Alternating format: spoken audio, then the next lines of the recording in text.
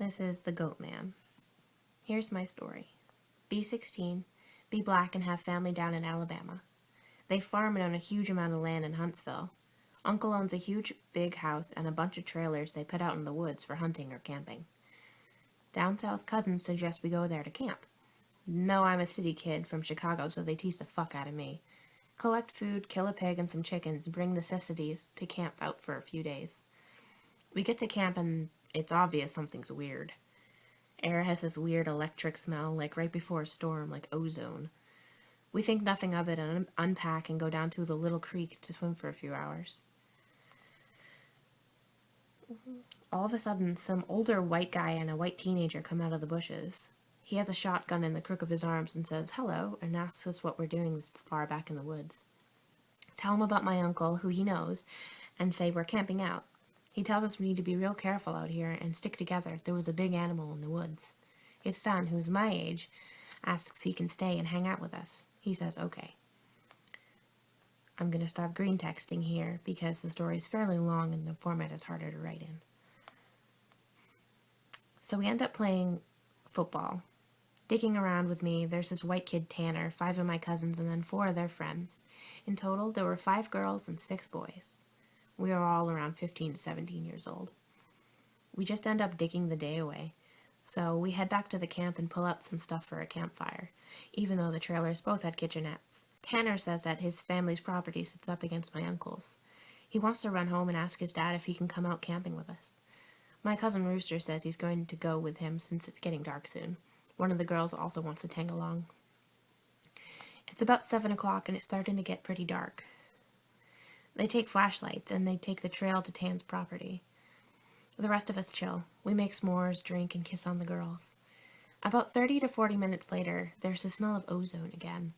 You could smell it over the smell of the fire we had started. This really nasty, coppery smell, like right after you've had a nosebleed and it's stopped. It wasn't exactly like dried blood, but it was that nasty, back-of-your-throat smell. We immediately think that it's some kind of electrical malfunction, or someone left a hot plate on or some shit. We search the trailers and nothing is on, and we can all smell it. All of a sudden, we can hear people booking it down the path towards us, and Rooster, Tan, and the girl all come running into the clearing, out of breath. And they don't even break stride. They all run into the trailer, right by where the fire is. We all get the fuck out of there and into the trailers. They end up calming down, even Rooster's crying his fucking eyes out at this point. All the while, the fire is guttering lower and lower. So my other cousin says, fuck it, and we're about to go outside to get to the generator out of a shed between the trailers. Tanner goes, fuck no. Lock the front door, ain't nobody else going outside. He's been crying too, and his eyes are bloodshot and puffy, and his pants are dirty as shit. He goes on to tell us that he went up to his house. His father said sure, he could go out camping, but to make sure they were careful on the way back, and that maybe they should take one of the hunting rifles just in case. Evidently, Tanner had seen something in the yard a few days before. One of their pigs had come up, ripped in half, and eaten. They had assumed it was just some big cats or coyotes, even though they don't usually fuck with live animals. He had gone upstairs and packed his stuff and told his dad they would be okay without the rifle because the coyotes avoid people. So they started walking back towards where we were camping. So Rooster finally stops crying and shaking, and the girl already had, but she was just staring out the window with a dumb look on her face. He says they had gotten away halfway into the woods toward the camp when they started to hear shit in the forest. It was almost pitch black by this time, so they weren't sure at first what the fuck it was. The girl says that she heard something in the bushes right off the trail, and they all beamed their flashlights over there, and there was someone standing back in the woods in a little hollow. Rooster said they shouted at him and told him that he was scaring the fuck out of them and what a dick he was. He says that's when he realized that the guy was facing away from them. So they keep walking, and they start smelling the nasty coppery ozone smell. And they say they look off to the forest on the opposite side, and it's a dude standing in the forest, backwards slightly closer to the path. So now they start power walking, and Tan keeps going, I should have taken the fucking rifle. And as they're telling the story, the smell is super strong still, even inside the cabin. They say that after they started walking faster, a kind of low gibbering had started coming from both sides of the wood. As I started booking it back to the trailer, the girl said she had flashed her flashlight out into the woods to the side of them and had seen something jerking itself through the woods. The gibbering got louder and louder, and when they could see the light from our campfire, something had come out of the woods about 40 yards behind them on the track, and they just flat out ran as hard as they could to the trailer. So, we're out in the fucking woods. We're assuming at this point some rednecks or some shit trying to fuck with us. All of a sudden, my other cousin, Junior, starts going on about how he went to school with some native kid that was telling him about the Goatman or some shit. We promptly tell him to shut the fuck up because we don't need any spooky talk right now. But he just keeps going on and on about how it's the fucking Goatman and how we're in his woods and blah, blah, blah. Now, at the time, I had never heard of this Goatman or any of that, but a couple years ago, the year before I graduated college, I had met him for a roommate, and I ended up asking him about it. And to sum it up, it's basically a fucking man with the head of a goat, and he can shapeshift and get among groups of people to terrorize them. It's also supposed to be kind of like a Wendigo, and it's bad mojo to even talk about it, and worse if you see one. Keep in mind, I didn't know this back when I was 16. So my cousin is going, the Goatman's gonna get in and fucking get us. The girls are all terrified, and my cousins and I are all fucking trying to figure out if it's some hillbillies or just some animal. So, all of a sudden, the smell just goes away. Like, to this day, I haven't even ever experienced anything like it. Like, usually smells fade away or lessen. It just literally was there 1 second, and then not the second. So, it's after an hour, making it 9 or 10. We've stopped shitting bricks enough to go back outside and stoke the fire again. We figure it was just some assholes trying to fuck with us, so we don't go back home, because we think if we do, they'll just chase us through the woods or some crazy shit. Nothing else weird happens that night. And we stay another night, and for the main part of the night, nothing happens. At about 1 in the morning, we were just outside getting drunk and telling spooky ghost stories. As someone is finishing some too spooky story, I don't remember what about, the smell comes back. It's so fucking strong that one of the girls literally starts vomiting. I stand up and you can actually feel how clammy the air is. I say we should get inside and this isn't right and we should have fucking left. We all go back inside and we're all standing around. My cousin keeps going on and on about how it's the Goatman. And my cousin Rooster tries to shut him the fuck up. And all the while I'm just feeling that something is wrong. And I can't figure out what the fuck it is. We end up sitting there for a while. The smell was just as strong as ever, and we're terrified and all huddled in this camper. We end up cooking brats for everybody because nobody wants to go outside. It's one of those packs with 4 brats. We have a total of 3 packs. I grill them up on the stove and give everyone a hot dog. I get mine. After a while, one of my cousins goes up to get another one. He starts grumbling about how I get 2 brats and everybody else got 1. And I look at him like he's fucking stupid. I tell him that everybody only got 1 because there were only 12 brats. If he wants more, he should open up a new pack and cook some more. That's when the girl who had been out with Rooster and Tan just starts screaming, "Oh Jesus! Oh Lord, get it out!" She's crying and shivering, and then it just dawns on the cousin standing up what the fuck is wrong. Me and him both glance around the room, then I feel my heart sink. I run the fuck out of the cabin and the girl runs with us. The trailer door is banging against the side of the trailer as everybody looks out the cabin. One of my cousin's friends asks us what the fuck was wrong. I started counting us. There's only 11 now. I shit you not. My cousin verified. There had been 12 people in the cabin. But being that everybody didn't really know each other very well, nobody really noticed that the whole fucking time there had been an extra person. And I realized earlier I'd kind of noticed something was off. You know how when you're just dicking around having a good time, you don't sweat the small shit. You don't always keep track of certain stuff. I'm dead sure that someone else had been in the trailer with us, and they had been there for at least a fucking day, eating with us. What made it worse is I could figure out which one it was, because I don't think anyone ever actually interacted with the person / Goatman. The girl just kept praying to Jesus, and we're all sitting outside. Eventually we get big-ass sticks and go back into the cabin, but there's nobody there. We count again. There's 11 people. We go back to the trailer and lock the door. We explain what the fuck happened, And the girl says she realized too, and that's when she was about to say something, the person sitting next to her had grabbed her leg hard and leaned over to her and said something she couldn't understand. So we're pretty much all scared as fuck as we huddle together, and I fall asleep. When I wake up, the sun is just coming up and half the people are asleep and the other half are packing up our shit. We all want to walk back home, but like 4 people want to stay until the sun is all the way up, and some people just think that we're fucking around and still want to stay in the trailers. I just want to get the fuck out of here. The girl's name was Kira, the one that the Goatman had touched.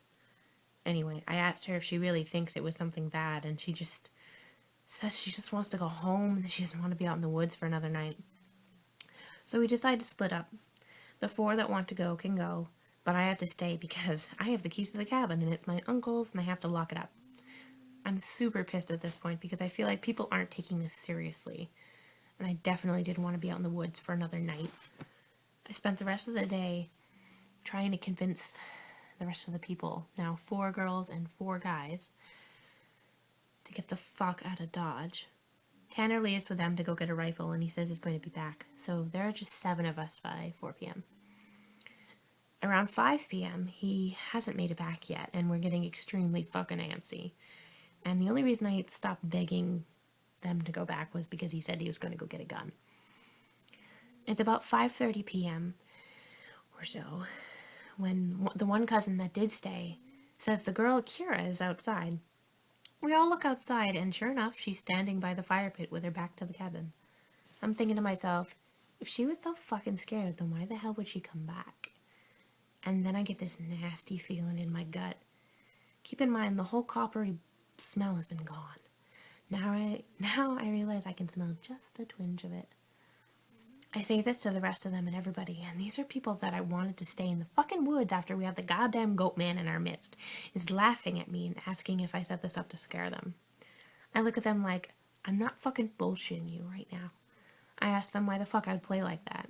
So one of the girls goes outside to get Kira. She gets halfway to her and stops cold. Kira starts heaving. I don't know how the fuck to describe it. Sort of like someone with their back turned and laughing without actually making any sound. It was this fact that made me realize there was not a fucking sound in the whole woods. It was dead silent. It was like later in September, so it was still fairly hot at the time, but it was still super chilly some days too. And you could usually hear big-ass geese honking or some kind of birds or squirrels chittering. So I step outside the door and I tell her to come back in the fucking trailer right goddamn now. She backs up into the trailer and we lock the fucking door. We pull down all the shades except one and put a guy there in a chair to watch her. She stands there for another 20 minutes or so. The guy turns to say that she's still there, and then there's a huge bang at the front door. We all jump the fuck up and scramble around the living room of the trailer. The banging is super fucking loud. So now my cousin is holding one of the girls, and the other 2 are kind of giggling with nervous laughter, and me and the other guys are shitting bricks with an axe. Then we hear Tan. He's screaming, "Let me the fuck in. Stop fucking playing." So we go over to the door and open it. He stumbles in with a rifle. There's nobody else outside. Evidently, he'd walked up to the campsite. Nothing weird had happened in the forest, but he had seen the girl.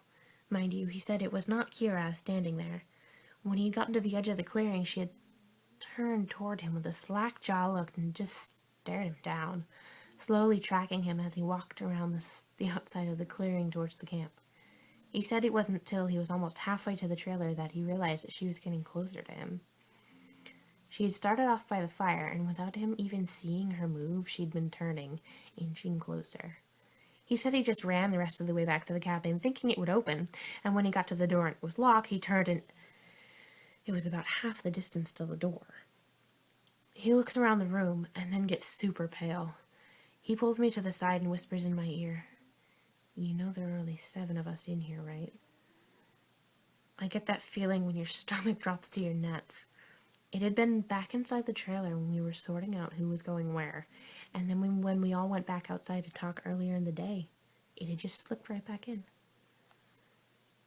We looked out the window, and nobody's out there. So we recount everybody, and basically I go over and ask everyone how many people there were here earlier. And everybody says 8. Well, now how many people are here now?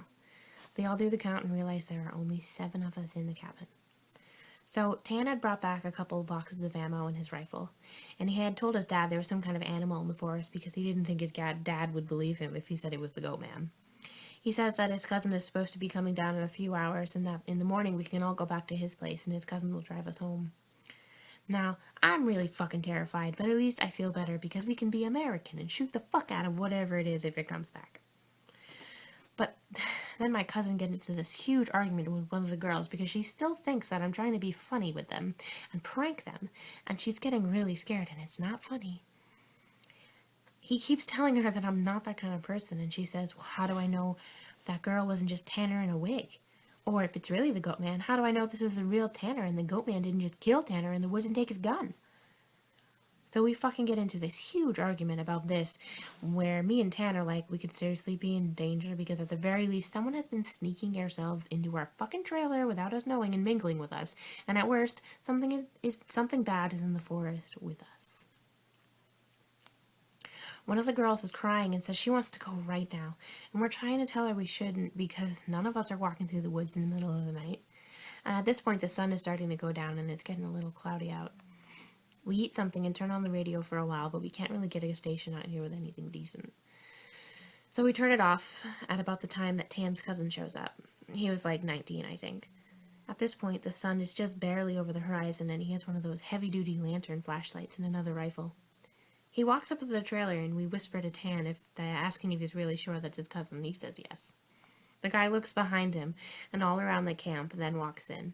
He kind of glances at all of us and looks a little confused. He says, where's your other little buddy at? I figured she would meet up with me at the cabin. Is she a little slow or something? He also asked whether we'd been cooking blood in the cabin because it smelled like blood and hot pans all the way up to the trail. We were all like, fucking nope. But we asked him what the fuck he's talking about with the girl he saw.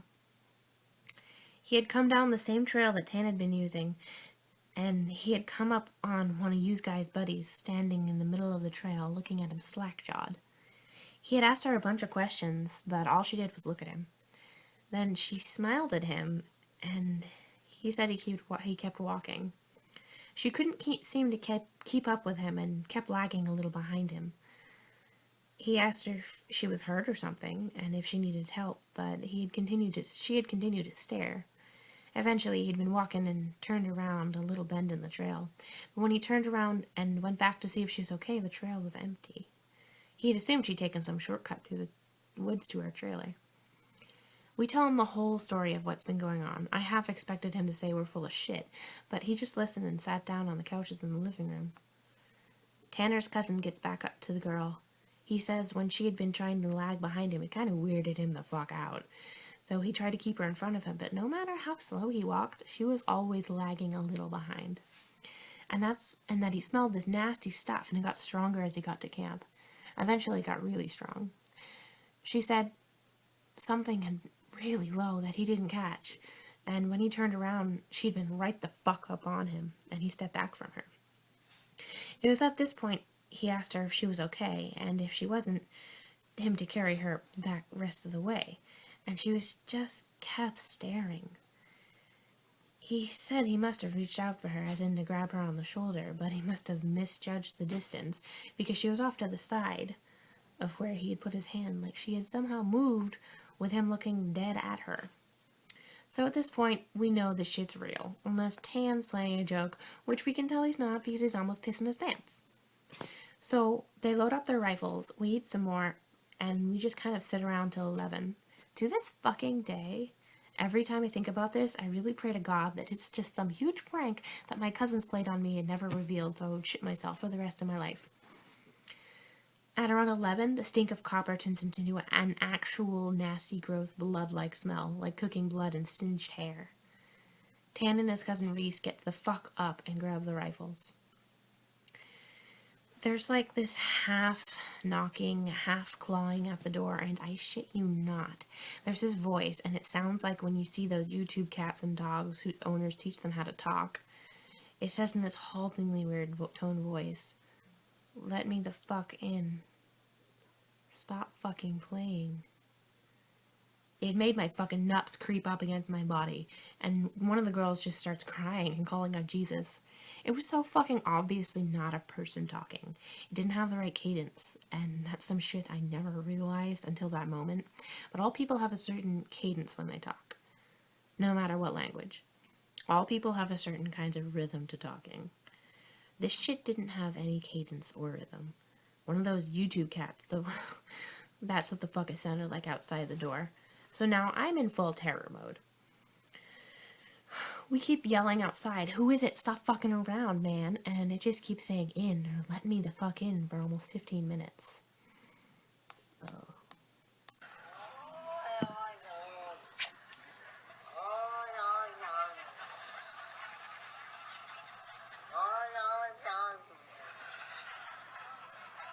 So you get it. You get what it sounds like. It has no rhythm or cadence because it is not a human voice. So, then the smell just goes away for a while. And for the next hour or so, you can hear someone basically creeping around in the woods and shit. Every couple of minutes, it'll come back to the door and say something. Finally, when the smell fades away, it's about 2 in the morning now. Reese says, "Man, fuck this," and opens the door and walks outside with his rifle. He fires a shot into the air and says something to the effect of, "In the name of Jesus Christ, go away." He fires 2 more times, and then from the woods right up against the river, it sounds like something is slowly gibbering and hooting. Then it starts screaming, and it sounds almost like a woman and a cat in a bag screaming together. Like, I seriously have never heard any shit like that. And you can hear the brush over that way start to shake, and Reese fires over into the tree line and then starts backing into the house. We lock the door, and we can hear that shit keening and screaming. Reese said something come out of the bushes, super low to the ground and crawling towards the cabin. He had shot at it. Pretty much, that's how the rest of the night went. It was literally screaming constantly for the next 2 hours. We could hear shit moving out into the tree line.